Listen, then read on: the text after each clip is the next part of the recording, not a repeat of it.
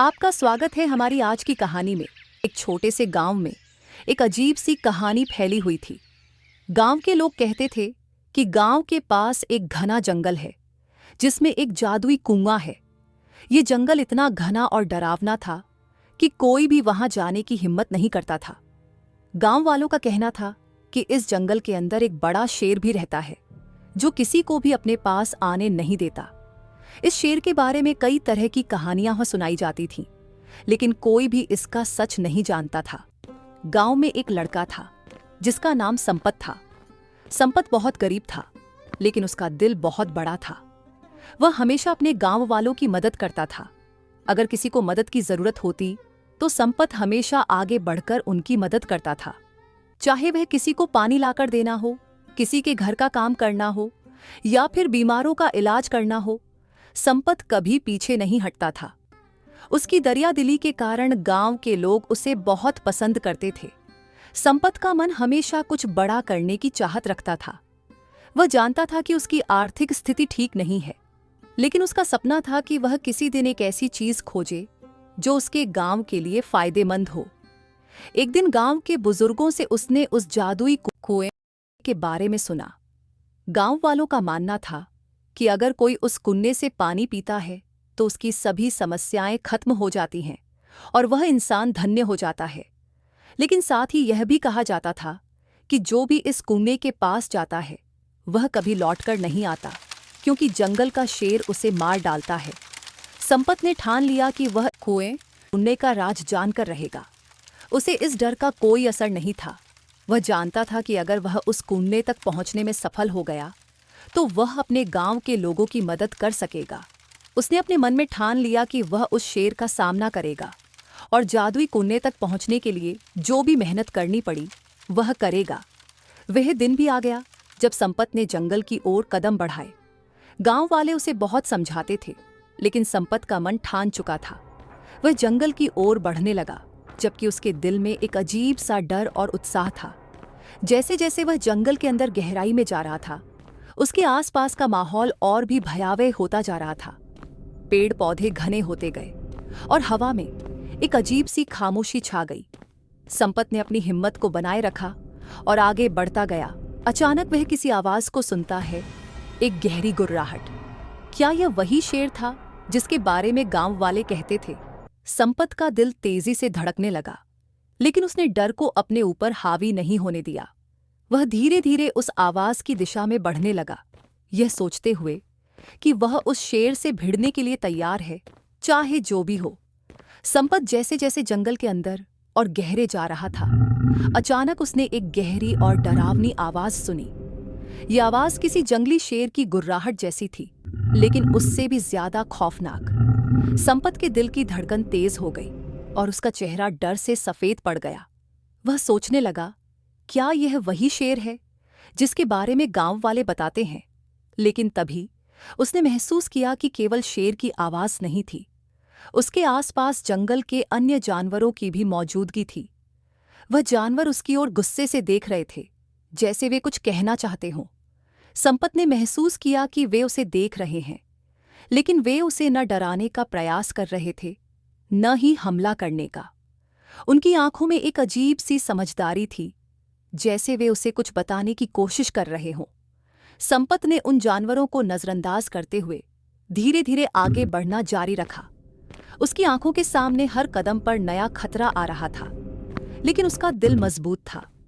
उसकी पूरी कोशिश यह थी कि वह जादुई कुआं ढूंढे और गांव के लोगों की मदद कर सके। उसकी नीयत सही थी और वह पूरी तरह से विश्वास करता था कि वह किसी न किसी तरह से अपना उद्देश्य पूरा कर लेगा। कुछ दूर और बढ़ने पर संपत को वह शेर मिल ही गया। वह शेर एक बड़े पेड़ के नीचे खड़ा था और अपनी बड़ी बड़ी आंखों से संपत को घूर रहा था। उसकी गुर्राहट अब और भी तेज हो गई थी और वह जैसे ही संपत के पास आया, उसकी बड़ी बड़ी दाढ़ें दिखने लगीं। संपत के शरीर में डर की एक लहर दौड़ गई, लेकिन उसने अपने मन को शांत रखा। शेर के डर से उसकी आंखों में एक विशेष प्रकार की चमक थी, जो कह रही थी कि यह लड़ाई अब टालने वाली नहीं है। शेर ने अपनी गर्जना को और भी तेज किया और संपत के पास आकर उसे डराने की पूरी कोशिश की। उसकी आंखों में गुस्सा और ताकत थी, लेकिन संपत ने डर के बजाय शेर की आंखों में गहरी नजर से देखा। वह धीरे धीरे शेर के पास पहुंचते हुए बोला, तुम मुझे मार सकते हो, लेकिन मैं तुम्हारे सामने हार मानने वाला नहीं हूं। मैं अपने गांव के लोगों की मदद के लिए यहां आया हूं। मैं बहुत गरीब हूं, लेकिन मैं ईमानदार हूं और अपने गांव वालों के लिए कुछ अच्छा करना चाहता हूं। संपत की बातों में एक अजीब सा आत्मविश्वास था और उसके शब्दों में इतनी सच्चाई थी कि शेर की गुस्सैल आंखों में कुछ हलचल सी हुई। शेर ने उसे और करीब से देखा और फिर धीरे धीरे अपनी गुर्राहट को शांत किया। वह एक पल के लिए खड़ा रहा, जैसे कुछ सोच रहा हो। फिर उसने अपनी दाढ़ें वापस छिपा ली और अपने शरीर को एक ओर घुमा लिया। संपत को समझ में आ गया कि शेर ने उसे मारने का निर्णय बदल लिया था। तुम डर के बजाय अपने गांव वालों के लिए संघर्ष कर रहे हो, शेर ने अचानक अपनी गरज में कहा। तुम्हारी नीयत साफ है, इसलिए मैं तुम्हें नहीं मारूंगा। लेकिन याद रखो, तुम्हारी यात्रा अभी खत्म नहीं हुई है। तुम्हें जादुई कुआं मिलेगा, लेकिन तुम्हें और भी कठिनाइयां झेलनी होंगी। संपत ने शेर का धन्यवाद किया और आगे बढ़ने लगा। उसकी यात्रा अभी बाकी थी, लेकिन अब उसे यकीन हो गया था कि अगर उसकी नीयत सही है तो वह किसी भी मुश्किल को पार कर सकता है। शेर की चेतावनी उसे हर कदम पर याद रहती, लेकिन अब उसकी आंखों में डर की बजाय उम्मीद और विश्वास की चमक थी। संपत शेर की चेतावनी को याद करते हुए और भी आगे बढ़ता गया। जैसे जैसे वह जादुई कुआं के करीब पहुंच रहा था, जंगल का माहौल और भी रहस्यमय और खौफनाक होता जा रहा था। अचानक उसकी नज़र एक बूढ़े साधु पर पड़ी, जो कुआं के पास बैठे हुए थे। साधु की आंखों में एक अद्भुत चमक थी और उनके चेहरे पर एक रहस्यमयी मुस्कान। संपत ने विनम्रता से साधु को प्रणाम किया और पूछा, महात्मा जी, क्या यह वही जादुई कुआं है जिसके बारे में मैंने सुना है? साधु ने गंभीर स्वर में जवाब दिया, हाँ, यह वही कुआं है, लेकिन यह कुआं केवल उन्हीं लोगों के लिए जादुई है जिनकी नीयत और उत्तर दोनों सही होते हैं। अगर तुम इसका पानी पीना चाहते हो तो पहले तुम्हें मेरे 3 सवालों का सही उत्तर देना होगा। अगर उत्तर सही हुआ तो कुआं का पानी तुम्हारे लिए वरदान साबित होगा, लेकिन अगर उत्तर गलत हुआ तो यही पानी तुम्हारे लिए अभिशाप बन जाएगा। क्या तुम तैयार हो? संपत ने थोड़ा सोचा, फिर आत्मविश्वास से कहा, हाँ महात्मा जी, मैं अपने गांव के भले के लिए यह खतरा उठाने के लिए तैयार हूं।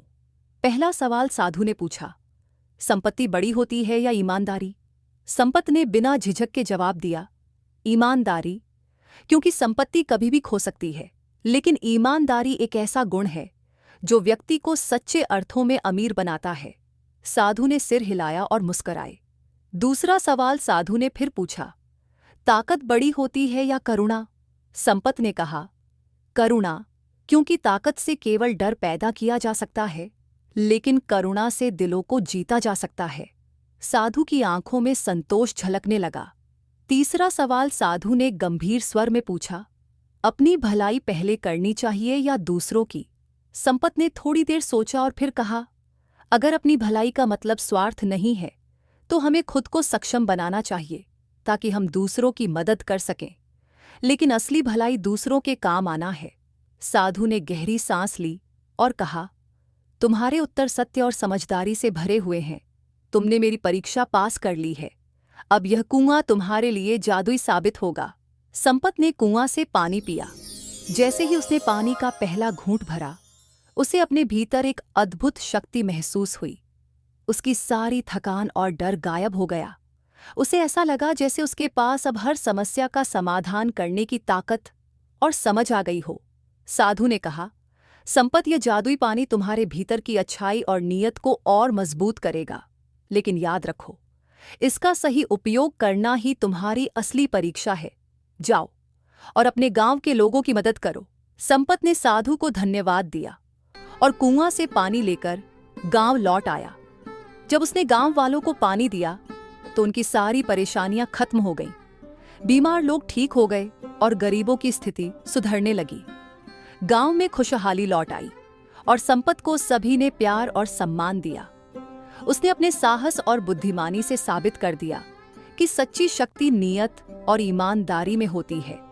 इस तरह जादुई कुआं सिर्फ पानी का स्रोत नहीं, बल्कि सच्चाई, करुणा और ईमानदारी की मिसाल बन गया।